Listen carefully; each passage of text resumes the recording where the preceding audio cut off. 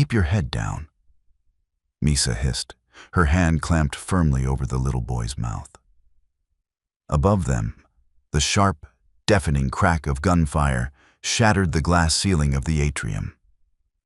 Heavy boots crunched over marble and broken crystal. "Where is the king's heir?" a gravelly voice barked, echoing through the smoke-filled lobby. "Find the boy, or I'll gut you all." The child trembled against Misa's chest, his unusually bright golden eyes wide with a terrifying understanding. He wasn't just a random casualty of a robbery. He was the target. Misa's heart hammered a frantic rhythm against her ribs. She was just an event planner, a nobody trapped in a billionaire's war zone. But as the elongated shadows of men with suppressed rifles swept over their hiding spot, she tightened her grip. "I've got you," she whispered into his hair. 10 minutes earlier, the world had made sense. The grand atrium of the Obsidian Tower had been a masterpiece of modern architecture and botanical engineering. Misa knelt on the polished black marble floor, adjusting the cascade of white orchids draped over a silver trellis. As the lead coordinator for the evening's charity gala, her biggest concern had been whether the caterers would arrive on time and if the string quartet knew how to play anything composed after the 19th century. She had noticed the boy earlier. He was small, perhaps 6 or 7, dressed in a tailored charcoal suit that looked far too restrictive for a child. He stood perfectly still by the edge of the indoor koi pond, watching the massive orange fish glide beneath the lily pads. He looked entirely alone, an oddity in the bustling chaos of florists and lighting technicians. Misa had made a mental note to find his parents once she finished with the centerpiece. She never got the chance.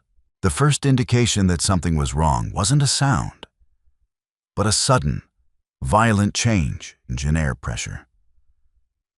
The heavy glass entry doors at the front of the atrium didn't just open, they were blown inward.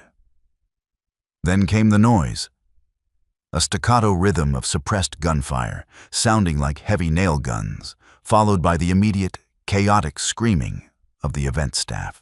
Misa froze, the stem of an orchid snapping in her hand.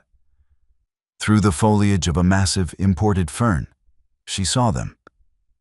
6 men in dark tactical gear, their faces obscured by black balaclavas. They moved with terrifying, fluid precision. They weren't shooting wildly. They were hunting. "Secure the exits. Nobody leaves," one of the men commanded. His voice carried a strange, guttural resonance that made the hairs on Misa's arms stand up. A florist a few yards away panicked and made a run for the service hallway. 2 sharp thwips sounded, and the man collapsed, sliding across the marble. Misa clapped a hand over her own mouth to stifle a scream. Panic, cold and sharp, flooded her veins. Her instinct screamed at her to dive behind the catering tables, to press herself flat against the floor and pray they overlooked her. But as her eyes darted frantically around the atrium, they locked onto the koi pond. The little boy in the charcoal suit was still there. He hadn't screamed. He hadn't run. He was staring at the armed men with a rigid, unnatural stillness, his small fists clenched at his sides. One of the gunmen, sweeping his rifle across the room, stopped, his head tilted as if catching a scent. He pointed a gloved hand directly at the child. "There, the cub." Misa didn't think. The sheer, protective adrenaline overrode logic, fear, and any sense of self-preservation. She threw herself out from behind the fern, her low heels skidding on the slick marble. She hit the boy at a dead sprint, tackling him around the waist just as the stone rim of the koi pond exploded into shrapnel behind them. The impact knocked the breath out of her, but she didn't stop moving. She rolled them both behind the thick, reinforced concrete base of a towering indoor waterfall.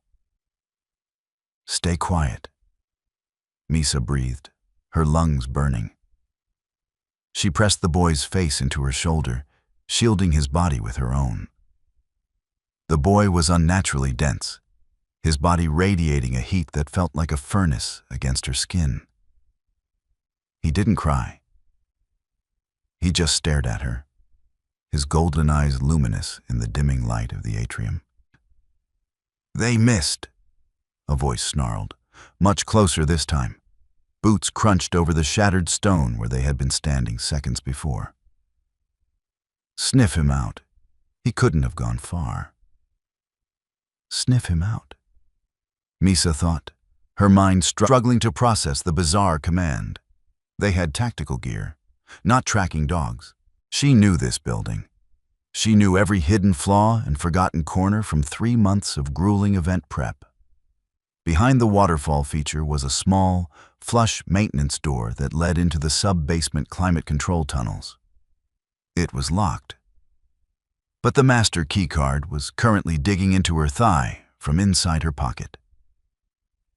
"Follow me," she mouthed to the boy. She waited for the crunch of glass to move a few feet to the left, then grabbed the boy's hand.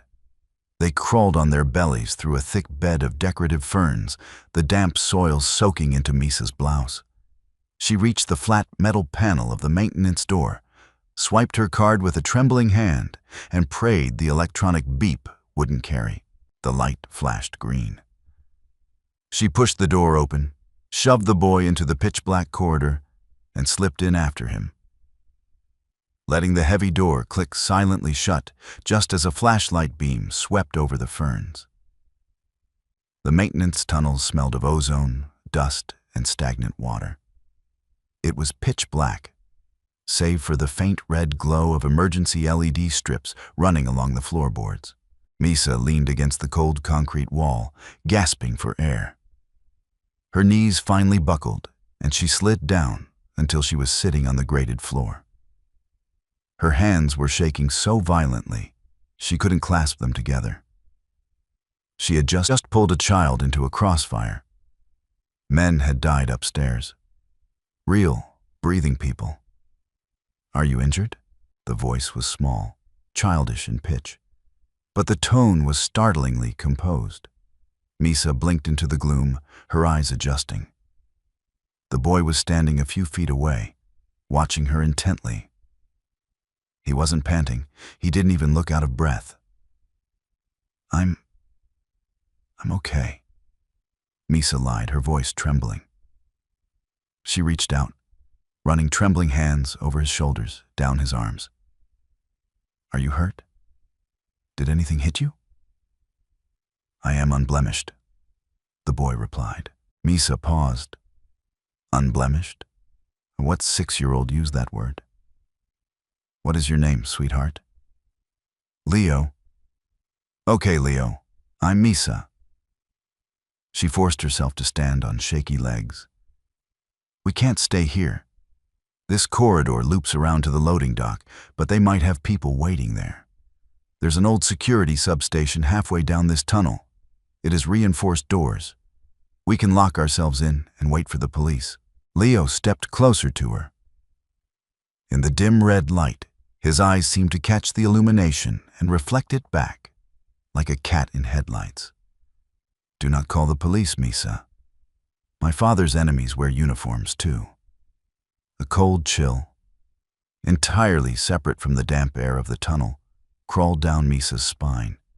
"Leo, those men up there have guns.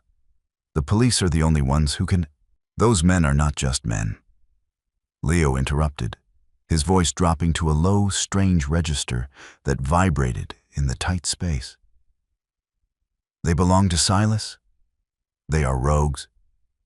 If the police come, they will smell the blood. And Silas will buy the police. We wait for my father." Misa stared at him, bewildered.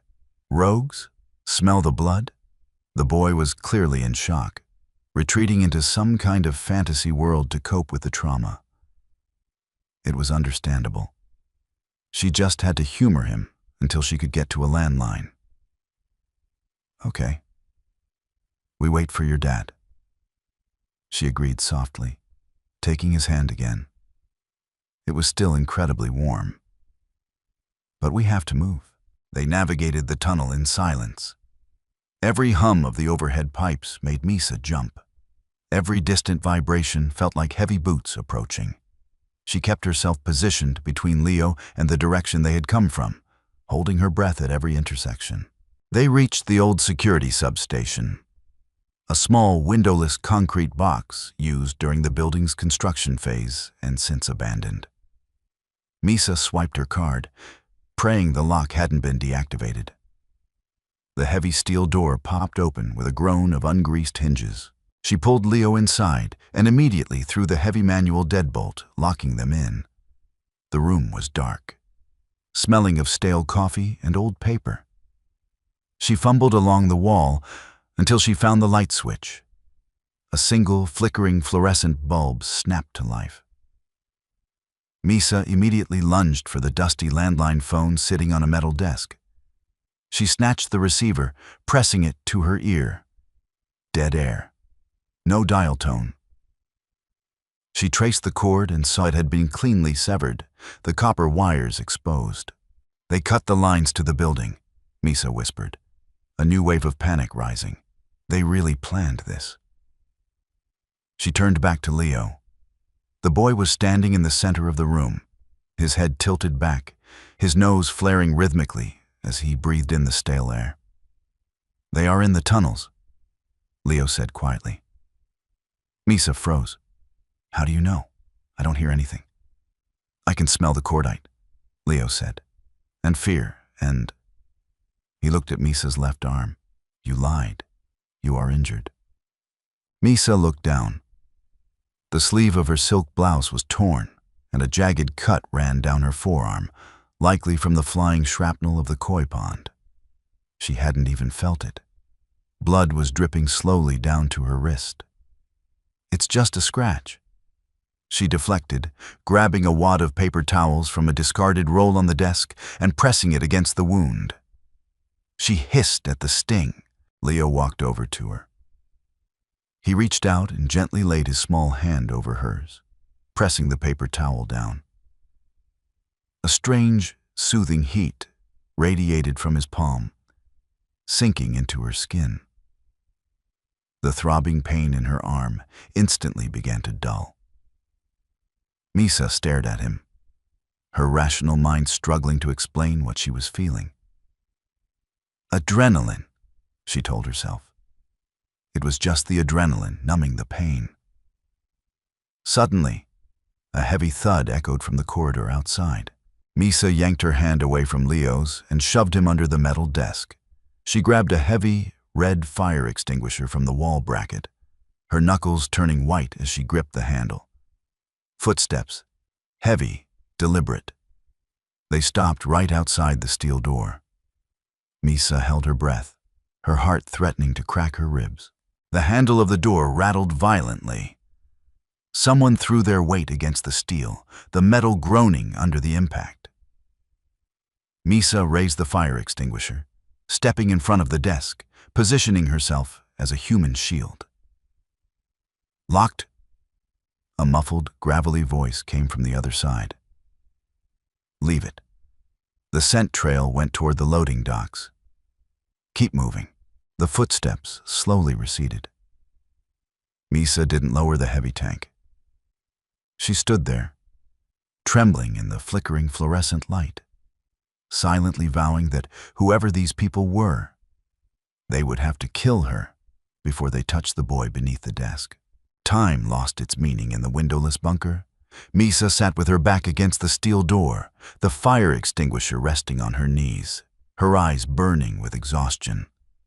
The cut on her arm had miraculously stopped bleeding and closed into a neat line, a fact she aggressively refused to think about.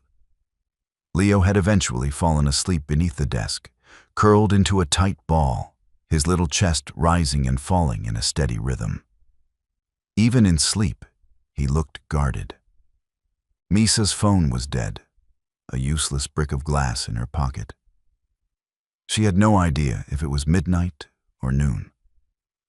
The silence outside the door was absolute, heavy and suffocating. The gunman hadn't returned, But the lack of sirens or emergency radios suggested that whoever had attacked the building was thorough. They owned the perimeter. Just as her eyelids began to droop for the 100th time, a sound shattered the quiet. It wasn't a rattle at the handle.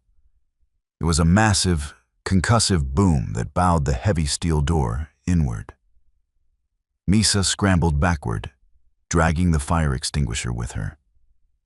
She positioned herself in front of the desk, her heart leaping into her throat. Another boom. The reinforced deadbolt screamed in protest, the metal housing beginning to tear away from the concrete frame. "Leo, wake up," Misa hissed, her voice cracking. "Get as far back as you can." The boy rolled out from under the desk, his golden eyes instantly alert, showing no grogginess. He didn't hide, though. He stood up, smoothing the front of his ruined suit jacket, his expression unreadable. With a final, deafening crash, the steel door was ripped off its hinges. It didn't swing open. It was torn free and tossed aside like a piece of cardboard, clattering against the tunnel wall. The man who stepped into the doorway blotted out the dim red light of the corridor. He was massive, well over 6.5 feet tall, his shoulders broad enough to fill the door frame. He wore a bespoke black suit, but it was ruined. The jacket torn, the white shirt beneath splattered with dark, drying blood.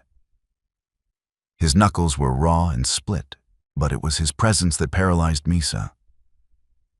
The air in the room instantly grew heavy, thick with an overwhelming, oppressive energy that made it physically difficult to draw breath.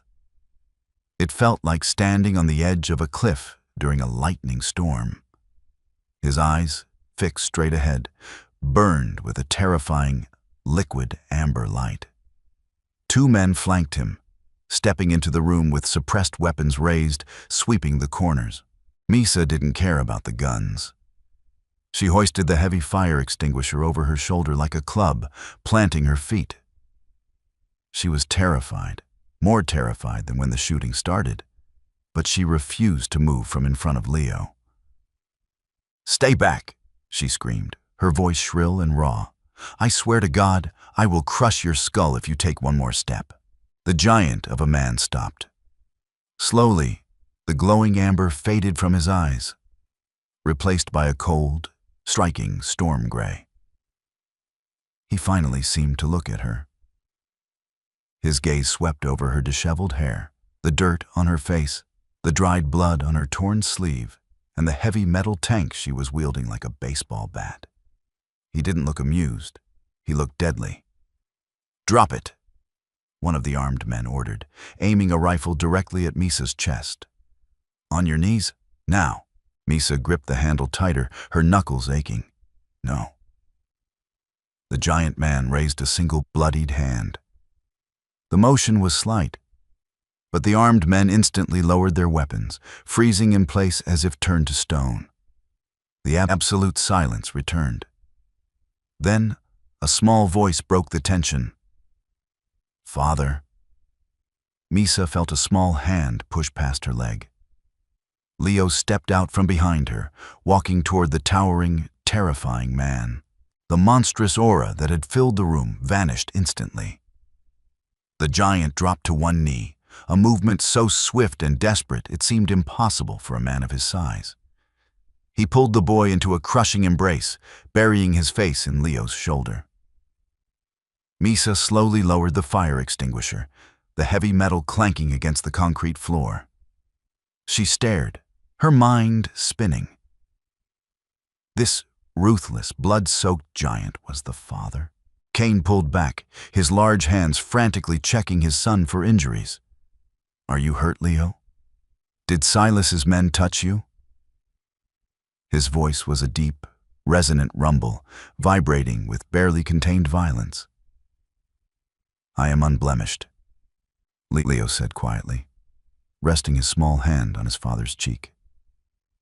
"They did not find me." Cain exhaled a breath that sounded like a shudder. He stood up, his full height returning, and turned his storm-gray eyes back to Misa. The intensity of his stare pinned her in place. The armed man who had ordered her to her knees stepped forward. His eyes narrowed suspiciously at Misa. "Alpha, we don't know who she is. She could be one of Silas's spotters. She was in the room with the heir." Misa bristled, her fear suddenly overshadowed by a flash of indignation. "I'm a spotter? I just spent 12 hours sitting on a concrete floor to keep him away from those psychos." Before the guard could retort, Leo stepped between his father and the guard, his small face twisting into a fierce scowl. A low rumbling growl, an actual chilling animal sound, ripped from the 6-year-old boy's throat. The armed guard physically recoiled, lowering his head and stepping back. "She hid me," Leo said, his voice ringing with absolute authority. "She threw herself over me when the glass fell. She bled for me." Kane's expression shifted. The cold hostility evaporated, replaced by a look of profound, heavy realization. He looked at Misa's torn sleeve, at the exhaustion bruising the skin under her eyes, and finally at the fire extinguisher she had been fully prepared to swing at him. He took a slow step toward her. Misa instinctively flinched, taking a step back until her shoulders hit the wall. Kane stopped. He didn't reach for her. He simply stood before her, a titan of a man, and slowly bowed his head in a gesture of profound respect. "I am Kane," he said, his voice surprisingly gentle, "and you have my eternal gratitude." The extraction from the obsidian tower was a masterclass in silent, terrifying efficiency. Kane did not carry his son. Leo walked beside him, his small hand swallowed by his father's massive one. Misa trailed half a step behind, flanked by 4 men whose suits bulged slightly at the chest and waist. They moved in a tight diamond formation, turning the blind corners of the sub-basement with a predatory grace that felt entirely unhuman. Nobody spoke. The only sound was the scuff of Misa's ruined heels on the concrete, and the low, rhythmic hum of the building's generators. As they ascended a narrow service stairwell toward the private parking garage, the adrenaline that had fueled Misa for the last 12 hours finally began to evaporate. It left behind an agonizing, bone-deep ache. The cut on her arm throbbed a dull rhythm, and her knees felt like they were filled with wet sand. She stumbled on the final step, her heel catching on the metal grating. She braced for the harsh impact of the concrete, but it never came. A hand clamped onto her bicep, holding her upright with effortless strength. Misa looked up, her breath hitching. Kane was staring down at her. Up close, the sheer scale of him was overwhelming. He smelled of cordite, expensive wool, and something primal, like crushed pine needles in a thunderstorm. "Breathe," Kane instructed. His voice was a low rumble, devoid of the jagged edge it had carried in the bunker. "I'm fine," Misa managed, pulling her arm away. It wasn't entirely a lie, but her trembling hands betrayed her.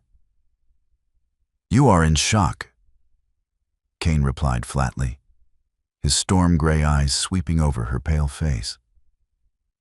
He shrugged off his ruined, blood-spattered suit jacket. Beneath it, his white dress shirt clung to the broad, heavy muscle of his chest and shoulders. He draped the jacket over Misa's trembling shoulders. The residual heat trapped in the lining felt like stepping in front of a furnace. "I don't need," Misa started. "Keep it," Kane interrupted, turning back toward the heavy steel doors of the garage. They emerged into the cavernous concrete expanse. 4 armored black SUVs were idling in a tight semicircle, their headlights cutting through the dimness. There were no flashing red and blue lights, no sirens, no police tape. Misa froze. "Where are the police? I heard sirens earlier." One of the guards opening the door to the lead SUV glanced at her, a faint smirk playing on his lips. The police have been redirected to the main lobby, Miss Misa. They are securing the public perimeter. We handle our own. We handle our own. The phrase sent a chill down her spine that Kane's jacket couldn't warm. She was a civilian, an event planner whose biggest crisis usually involved running out of vegan appetizers. She was standing in a subterranean garage with a private army that had bypassed the city's police force like they were mall security. I need to go home, Misa said, planting her feet. She looked at Kane, who was settling Leo into the back seat of the middle vehicle. I have an apartment. I have a cat. I need to call my sister so she doesn't think I'm dead. Kane stopped. He turned slowly, the heavy silence of the garage seeming to center entirely on him. He walked back to her, stopping just out of arm's reach. The sheer gravity of his presence made the hair on her arms stand up. You cannot go home, Kane said softly. Excuse me. You can't just kidnap me. You said you were grateful. I am. Kane stepped closer, dropping his voice so only she could hear. Which is why I am not letting you walk out of these doors. Silas's men were hunting my son. They are rogues. They do not operate by human laws, Misa. They tracked Leo by scent, and right now, you are covered in it. If you go to your apartment, they will find you before the sun rises, and they will not ask you politely where he is. Misa stared at him, her chest tight. Scent. Rogues. Leo had used those exact words in the tunnel. She wanted to scream that it was impossible, that people didn't track other people by smell like hunting dogs. But she remembered the man in the lobby, tilting his head to the air before pointing directly at Leo's hiding spot. Kane watched the realization dawn in her eyes. He reached out, his knuckles grazing the collar of the jacket draped over her shoulders. Get in the car, Misa, he commanded quietly. It wasn't a request. It was the absolute law. The compound was a fortress disguised as a masterpiece of modern architecture. Nestled deep in the heavily wooded hills outside the city limits, it was all glass, dark timber, and sheer, imposing stone walls. Security wasn't just tight. It was suffocating. Misa counted 3 separate checkpoints on the winding driveway, manned by men who looked like identical, lethal copies of the guards in the garage. Once inside, the illusion of a normal, albeit hyper-wealthy residence dissolved. The sweeping hallways were beautiful, but the doors were reinforced steel, painted to look like wood.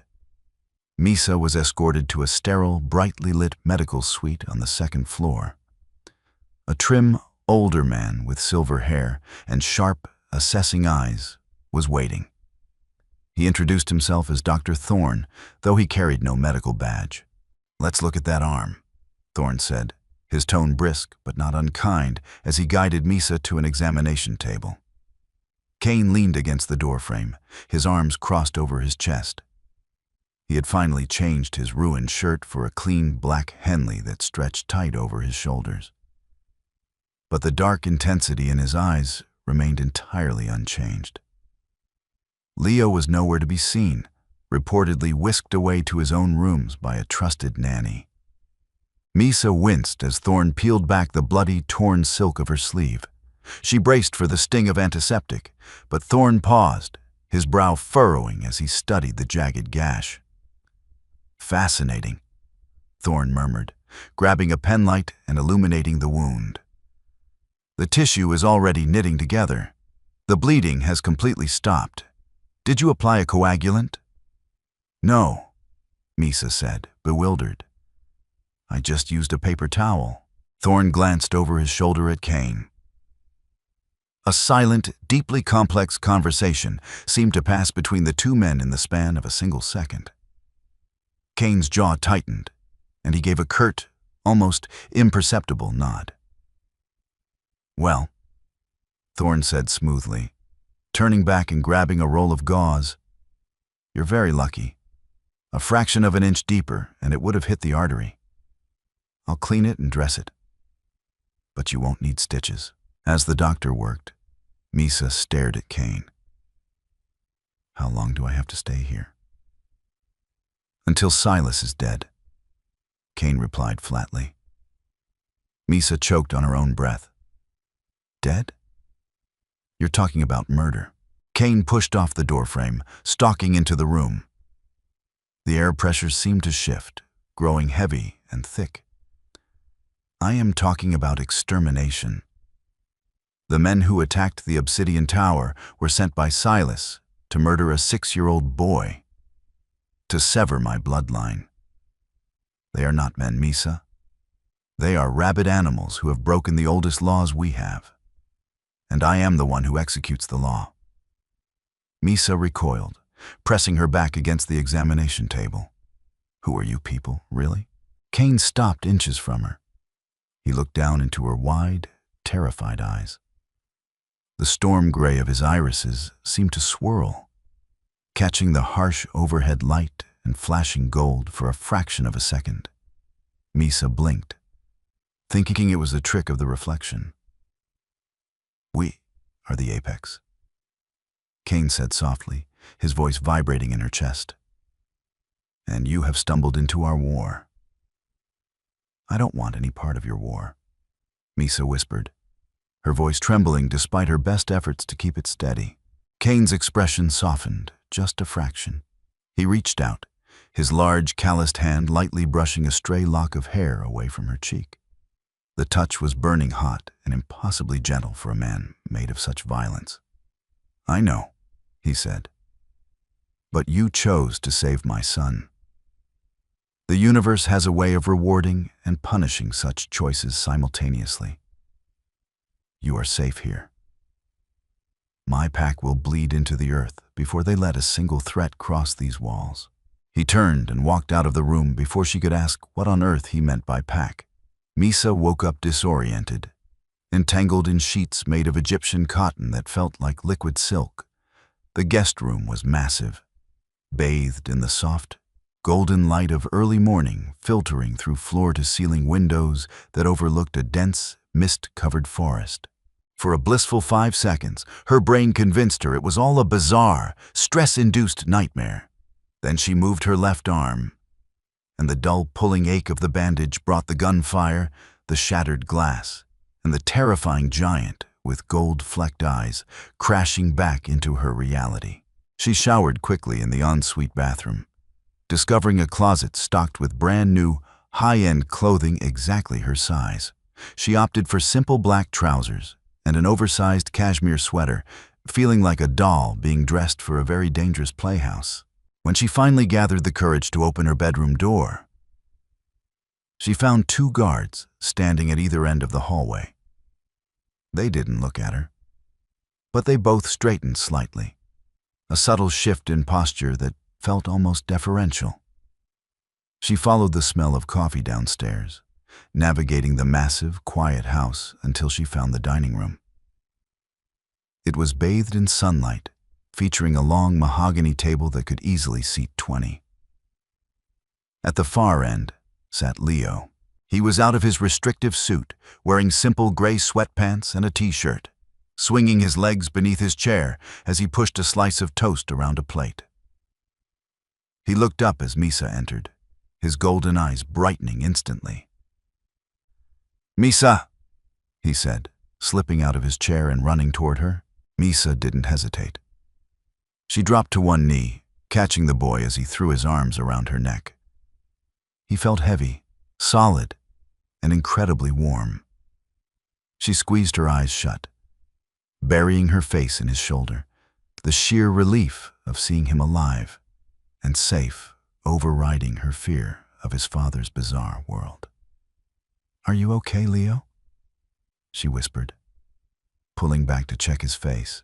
"I am well," Leo said, his serious demeanor returning. He reached up and lightly touched the bandage visible beneath the sleeve of her sweater. "Does it pain you?" "Only a little," she smiled warmly. "Good morning." Misa stood up quickly, her heart skipping a beat. Cain was standing in the doorway of the adjoining kitchen. In the daylight, he was somehow even more imposing. He wore a dark gray button-down shirt, the sleeves rolled up to his elbows, revealing forearms corded with muscle and laced with faint, silvery scars. He held 2 steaming mugs of coffee. He walked over, handing one to Misa. Their fingers brushed, and that same jolt of static electricity snapped against her skin. "Thank you," she murmured, clutching the warm mug like a lifeline. Cain didn't step back. He stood close, looking down at her, then at Leo, who had moved to stand between them, anchoring himself to Misa's leg. Cain's eyes softened as he looked at his son, a profound, fiercely protective love radiating from him. The dining room doors opened silently, and 3 men walked in. Misa recognized one as the guard who had pointed the rifle at her in the bunker. They stopped a respectful distance away, their eyes fixed on Cain. "Alpha," the lead guard said, bowing his head slightly. "The perimeter is secure. Our trackers have picked up a fresh trail 3 miles east. Silas's scouts." Misa tensed, her grip tightening on the mug. They were out there. Cain didn't look at the guards. His gaze remained locked on Misa. "Increase the patrols," Cain commanded, his voice cold and commanding, "and inform the entire compound." He reached out, placing his massive hand on Misa's shoulder. The weight of it was anchoring, possessive. "Ms. Misa is no longer a guest," Cain announced, his voice echoing off the mahogany and glass, ensuring every ear in the room, and likely in the hallway, heard him with absolute clarity. She bled for the air. She stood between him and death. Cain's storm-gray eyes finally met the guards. The air in the room grew instantly oppressive, heavy with a dominance that made Misa's knees want to buckle. "She is under my absolute aegis," Cain said, his tone leaving 0 room for interpretation. "She is family. Anyone who disrespects her, questions her presence, or fails to lay down their life for hers, answers to me." The 3 men lowered their heads in perfect, instantaneous unison, exposing their throats in a bizarre, ancient gesture of submission. "Yes, Alpha," they murmured in unison. Misa stood frozen under Cain's heavy hand, staring at the bowed heads of the armed men. She had saved a little boy in a lobby. But as she looked up into Cain's fiercely possessive eyes, she realized she hadn't just saved a child. She had bound herself to a king. The reality of Misa's new existence settled in slowly over the next 48 hours, punctuated by the rhythmic, heavy footsteps of armed patrols outside her bedroom door. The compound was effectively locked down. The sprawling estate, which had seemed so quiet on her first morning, was now a buzzing hive of tactical preparation. Misa spent most of her time in the East Wing with Leo. They played board games, read books, and built an elaborate fortress out of couch cushions in the secondary library. Leo was an unusual child, profoundly intelligent, terrifyingly observant, and prone to moments of heavy silence that mirrored his father's. Yet, under Misa's gentle coaxing, the austere heir to an unseen kingdom occasionally slipped, revealing the terrified little boy who just wanted to watch cartoons and eat peanut butter sandwiches. Cain was a ghost. He was everywhere and nowhere, a constant, brooding presence felt through the tension of his men. When Misa did see him, he was usually flanked by his lieutenants, his face a mask of cold, predatory calculation. On the afternoon of the 3rd day, the suffocating stillness finally broke. Misa was walking down the grand staircase to fetch Leo a glass of milk when she heard voices carrying from the main study. The heavy oak doors were left slightly ajar, a rare oversight. "They are massing near the logging road," a harsh voice said. Misa recognized it as Marcus, the head of security who had submitted to Cain in the dining room. "Silas has pulled in mercenaries. Humans who don't know what they are dealing with, heavily armed. Let them come. Kane's voice rumbled, so deep it vibrated in the floorboards beneath Misa's feet. We have the high ground. Funnel them through the main driveway and the western ridge. The perimeter sensors will give us a 3-minute warning. Misa paused on the landing, her hand tightening on the mahogany banister. An event planner's brain was wired for logistics. It was trained to look at a venue, analyze the flow of hundreds of people, and instantly identify bottlenecks, fire hazards, and blind spots. She had spent the last 3 days staring out the massive windows of the estate, subconsciously mapping the grounds just to keep her anxiety at bay. She stepped off the stairs and walked quietly toward the study, pushing the heavy door open. 4 men, including Kane, were standing around a massive, polished table dominated by a topographical hologram of the estate. They all froze, their heads snapping toward her with a terrifying, synchronized intensity. "Misa," Kane said, his voice dropping in volume but losing none of its edge. "You should be upstairs with Leo. You have a blind spot," Misa said, ignoring the warning in his tone. Her heart was hammering against her ribs, but she walked straight to the table. She pointed a trembling finger at the holographic projection of the East Wing. Marcus let out a low, dismissive scoff. "With respect, Ms. Misa, our tactical grid is flawless. We have thermal and motion sensors covering every inch of the tree line. Not underground, you don't," Misa replied, her voice steadying. She looked up at Kane, whose storm-gray eyes were locked onto her face. "This house is a renovation of a much older estate, right? Late 19th century, judging by the foundation stones I saw in the basement when your men were moving supplies." Kane gave a slow nod, his expression unreadable.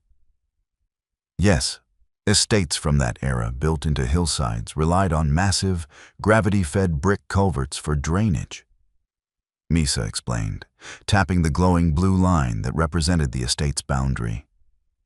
"They are easily 6 feet in diameter. They channel runoff water straight down the mountain. The blueprints of the modern renovation probably don't show them because they were capped off at the surface. But if Silas's men have older architectural records of the region, they don't need to breach your western ridge. They can walk right under your perimeter sensors and come up through the sub-basement grates." A heavy, suffocating silence fell over the room. Marcus stared at the hologram, the color slowly draining from his face. He leaned over, typing rapidly into a tablet. A moment later, a faint, dotted overlay appeared on the hologram, mapping an old, forgotten subterranean aqueduct that ran directly beneath the East Wing, right where Leo's playroom was located. "Goddess," one of the lieutenants breathed. Kane didn't look at the map. He looked at Misa. The predatory coldness in his eyes melted into something that stole the breath straight from her lungs. It was a look of pure, unadulterated awe. "Marcus," Kane said softly, never breaking eye contact with Misa. "Alpha, take a squad to the sub-basement. Weld the grates shut. Now."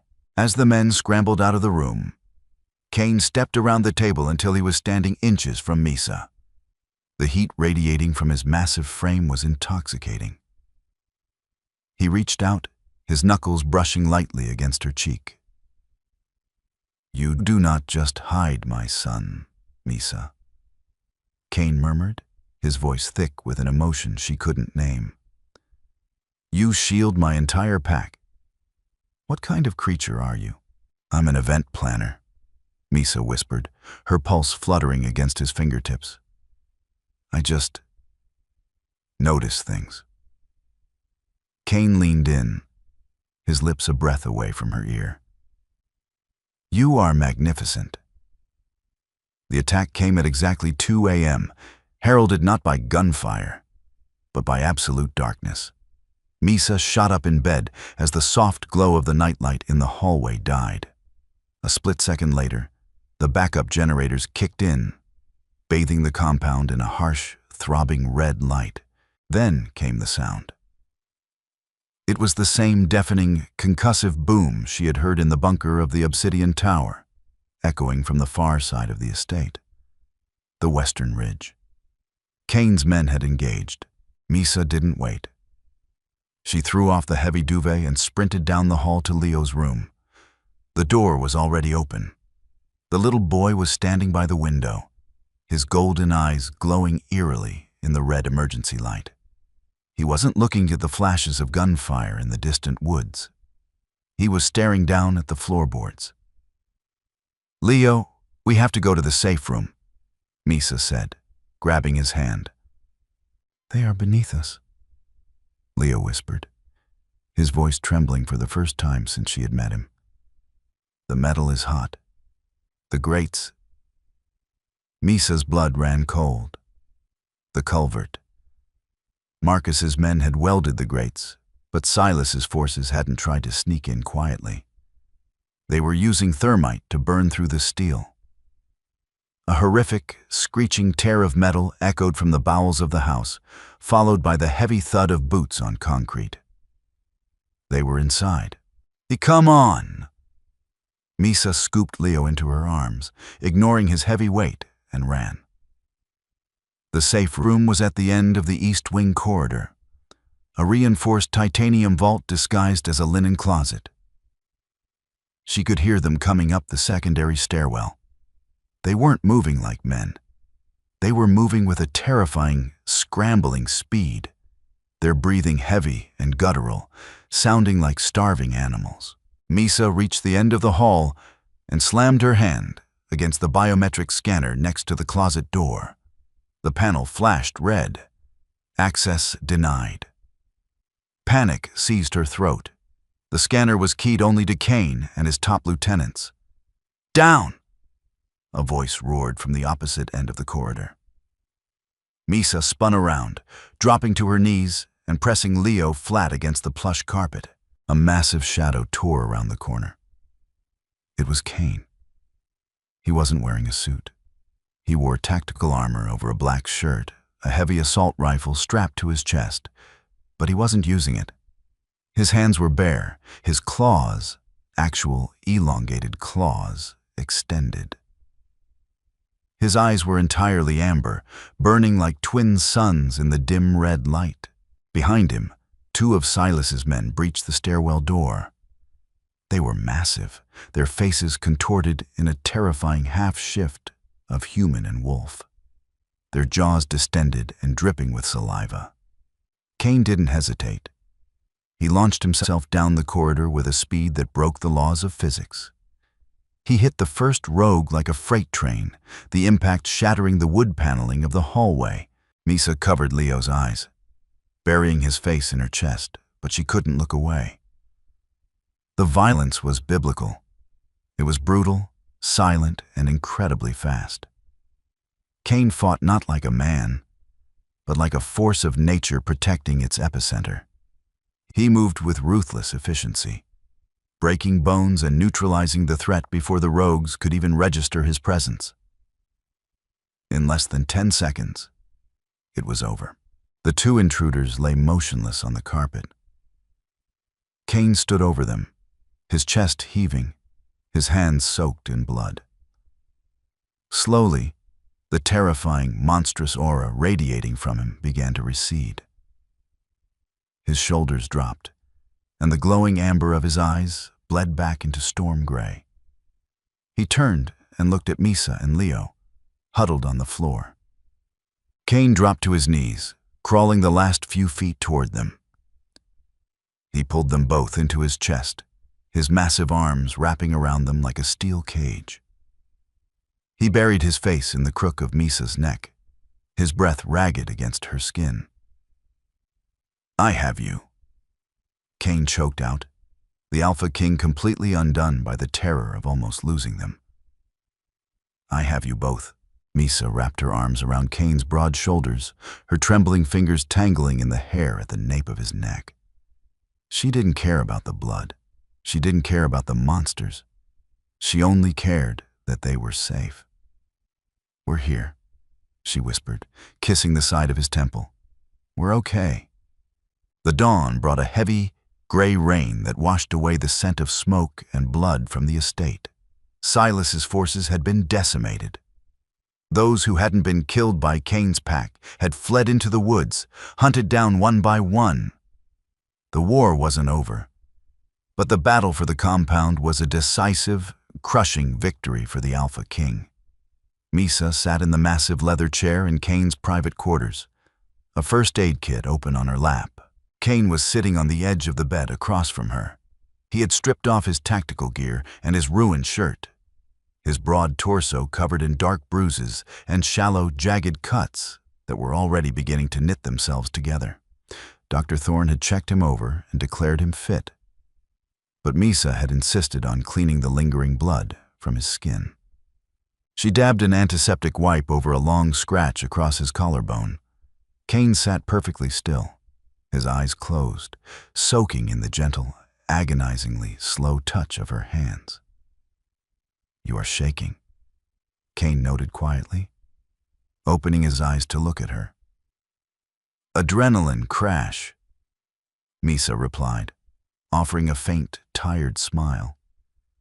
"It turns out surviving a werewolf siege takes a lot out of an event planner." Cain reached up, wrapping his large hand around her wrist, stopping her movements. "I never meant to drag you into this nightmare, Misa. You should be in your apartment, complaining about vegan appetizers and living a safe, normal life." "Normal is overrated," Misa said softly. She didn't pull her hand away. "And besides, you said I can't go back." "I said they would hunt you," Cain corrected, his thumb tracing the blue veins on the inside of her wrist. "But Silas is crippled now. It will take him years to rebuild. If you wish to leave, I will provide you with a new identity. Wealth, absolute security anywhere in the world. You would never have to look over your shoulder or look at my world ever again." Misa stared at him. The offer was genuine. He was giving her an out. She looked at this terrifying, beautiful man. The man who tore his enemies apart with his bare hands, but who bowed his head in gratitude to a stranger. The man who had called her family in front of his entire guard. "And what about Leo?" Misa asked, her voice dropping to a whisper. "Leo will be heartbroken," Cain admitted, the raw pain in his eyes betraying his stoic tone. "But he will survive." "And you?" she pressed, taking a step closer, standing between his parted knees. Cain looked up at her, the mask of the Alpha finally cracking. The fierce possessiveness, the bone-deep longing he had been restraining for 3 days, bled into the storm gray of his eyes. "If you leave," Cain said, his voice a low, vibrating rumble that shook her core. "I will spend the rest of my unnatural life regretting the day I let the only light I have ever known walk out of my doors." He rested his hands on her hips, his grip incredibly gentle but immovable. "I called you family, Misa. In our world, that is not a word we use lightly. It means you are mine to protect, mine to cherish. If you stay as my equal, as the heart of this house." Misa looked down at him, her chest tight with an emotion so vast it terrified her. She thought of the cold, quiet apartment she had left behind. She thought of Leo's golden eyes and the burning heat of Cain's touch. She dropped the antiseptic wipe onto the floor.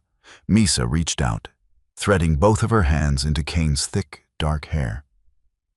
She leaned down, pressing her forehead against his. "Then I guess I have a lot of planning to do," she whispered against his lips. "Because this house needs a serious touch of humanity." Cain let out a ragged breath, pulling her down into his lap. He captured her lips in a kiss that tasted of rain, danger, and absolute, unending devotion. Misa melted against him, the sounds of the stormy morning fading away, leaving only the steady, powerful rhythm of the Alpha King's heart beating against her own. If you felt your heart racing alongside Misa's as she navigated the terrifying, hidden world of the Alpha King, make sure you hit that like button. Cain and Misa's journey from a blood-soaked lobby to finding their forever pack proves that sometimes the most profound love stories begin with a desperate choice. Want more grounded, heart-pounding werewolf romance and modern fantasy drama? Subscribe to the channel and ring the notification bell so you never miss a new upload. Let us know in the comments below. What was your favorite twist in the story? Share this video with a fellow romance lover and we'll see you in the next adventure.